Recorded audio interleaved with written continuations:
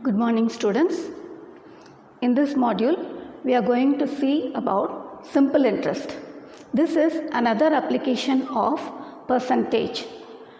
In the last module, we saw about profit and loss.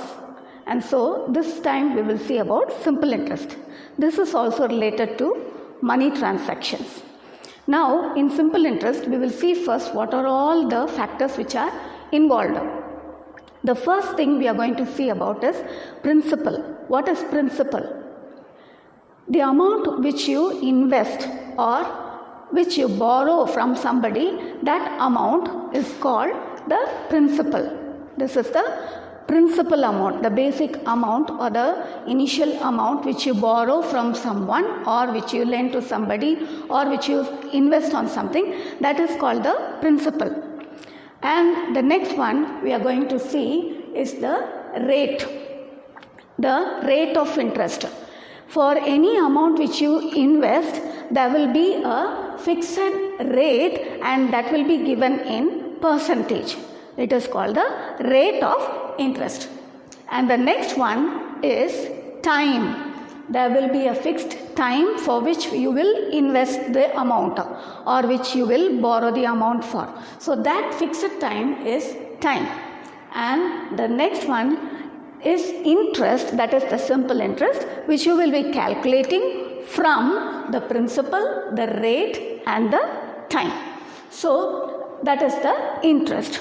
And the last one we are going to see is amount. What is amount? Amount is the final sum of money which you will be paying back to the person from whom you borrowed. That is, the principal you will pay back along with the simple interest. That is called the amount or the final amount which you will pay back. So, the first thing we saw, the initial amount which is principal, it can be represented by P. Then the rate of interest which is a fixed, it will be in percentage, that can be represented as R. Next one is time, which can be represented by T. It will be in years or months. So mostly we will take it in years. And the next is simple interest, which can be represented by I. The next one is amount, which can be represented by A. Now we are going to see some formulae based on this, how to find the simple interest. The formula for finding simple interest is, you may have learnt it in 6th standard also, but still I would like to just make a small review. I is equal to P into R into T by 100. PRT by 100. I is equal to PRT by 100. From I, we can derive some more formulae. That is, from here we can say P is equal to I into 100. If we take 100 to the other side, it will become I into 100, and R and T if we bring to the other side, it will become in the denominator. So, by R into T. So, P is equal to I into 100 by R into T. The same way, R is equal to, if we want to find rate, then R is equal to I into 100 by P into T. And what is time? T is equal to I into 100 by P into R. So, in all the three formulae, I will be in the numerator and the other two factors which are R and T or P and T regarding to what you are going to find, that will be in the denominator. So, you can easily remember the formula also. Now, the other basic formula is A is equal to P plus I. I told you the final amount will be the initial principal amount plus the interest which we are finding out. So, A is equal to P plus I. And from here we can derive the other two formulae. P is equal to A minus I. If we bring I to the other side, it will become A minus I. And also, I is equal to A minus P. If we bring P to the other side, it will be A minus P. These are the basic formulae which you need to remember regarding simple interest. Now we are going to see some sums from exercise 7.4. So these sums are related to simple interest. So we will see some of those sums. You can see the first question in your book. See the first question. In that we are going to do the third subdivision. Find the simple interest on rupees 648 for 8 months at 16 2/3% per annum. Also find the amount in each case. So first we are asked to find the simple interest given principal, rate and time. So we will note down the principal rupees 648 and time is given to be 8 months, but the rate is in per annum, that means per year. So we will convert the time into year. That means we have to divide months by 12, 8 by 12. So when we divide by 12, we can cancel it using 4 tables. 2 by 3 we are getting, and that is 2 by 3 year. Then rate is given to be 16 2/3% per annum. This we can convert into improper fraction. It will be 48 plus 2, 50/3% per annum. Then we are going to find the simple interest using the formula. What is the formula for simple interest? P into R into T by 100. So this will be 648 into 50/3, which is R, into time 2/3 by 100. So I have made it as into 1/100. Because it is by 100, 100 should be in the denominator. Then we are going to reduce it. How to reduce?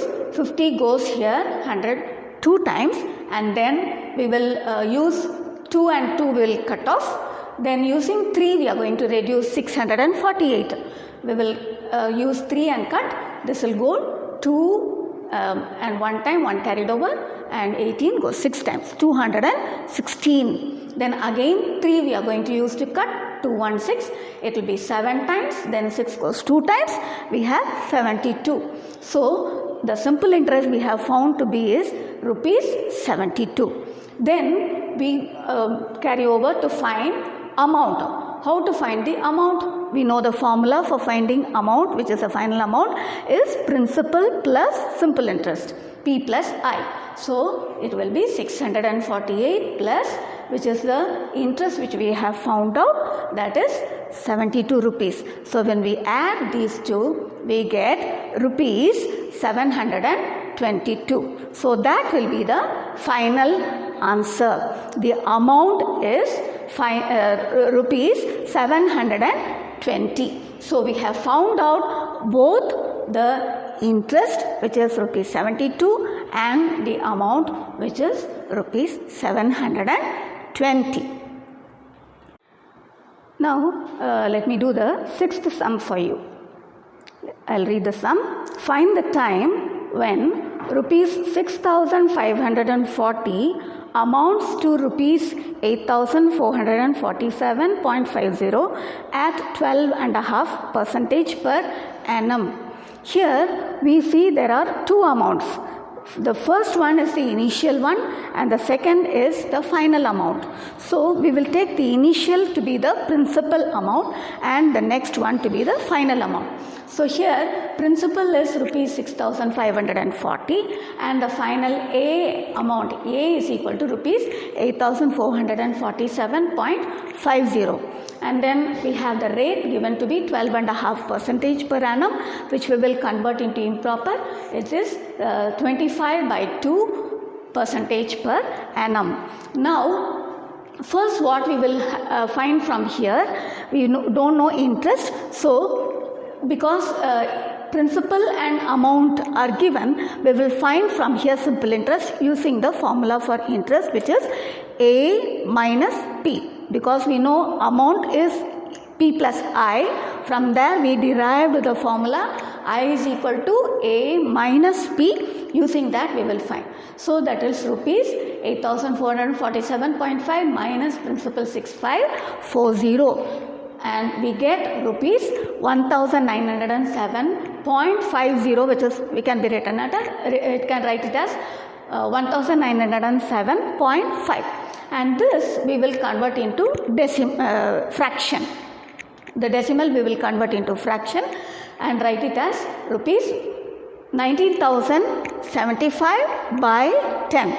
This we are doing for calculation purpose. It will be easy for calculation.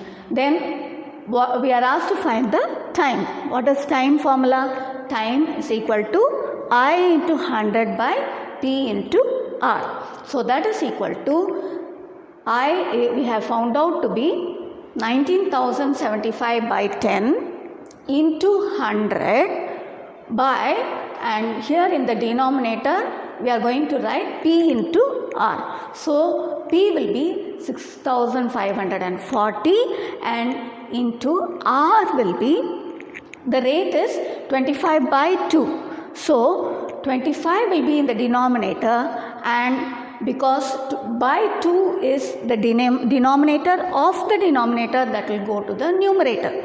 So 25 by 2, I am writing 2 in the numerator because it will go up. Now after that we can cancel and reduce. So 0 and 0 we can cut. Here also another 0, it's getting cut. Then we can reduce this using 2.